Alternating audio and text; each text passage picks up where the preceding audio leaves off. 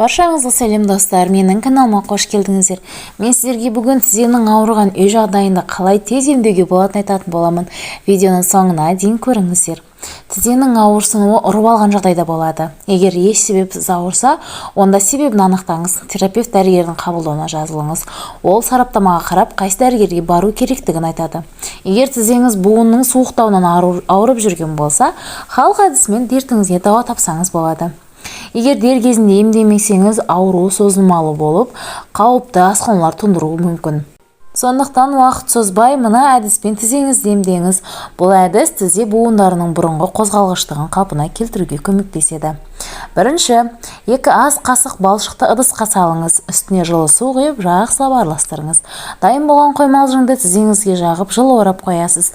Емді күн бетінде жатар алдын жасау керек. Емделу мерзімі 2 апта. Екінші, 1 дана балғын қиярды блендермен езіп, тізеңізге жағыңыз.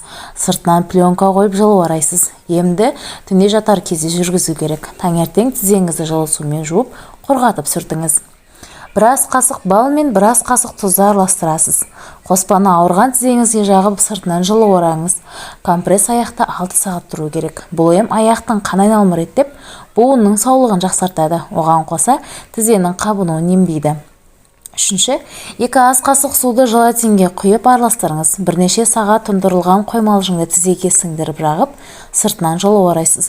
Бұл қоспа аяқтағы суықты алады. Сонымен қатар, балғын 40 қабаттың сөлі де тізенің ауырғанына ем болады. Ол үшін көкөністің сөлін алып, тізеңізге жағыңыз. Сыртынан жылы орап, 2 сағатқа қалдырыңыз. Езілген сарымсақты күнбағыс маймен араластырып тұндырып қоясыз.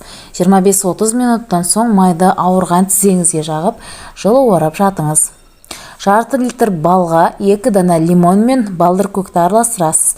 Дайын болған қоспаны 1 шай қасықтан ішіңіз. Емді күніне 3 рет қабылдау керек. Сонымен қатар, үй жағдайына дайындалатын маздарды да ұсынамын. 100 грамм балға 1 шай қасықтан ас сода, тұз және қыша қосып жақсылап араластырыңыз. Дайын болған мазды ауырған тізеңізге жағып жатасыз. Емді күніне 2 рет жүргізу керек. Сонымен, екінші, 1 дана пиязды текшелеп турап, қызып тұрған майға саласыз. Сарғайып қуырылған пиязға балауыз қосыңыз. Қуырманы сүзіп алыңыз. Қалған майды ауырған тізеңізге жағыңыз. Достар, осымен видеоның соңына да келіп жеттік. Видео сіздерге ұнады деген ойдамын. Каналға тіркеліп, лайк басуды ұмытпаңыздар.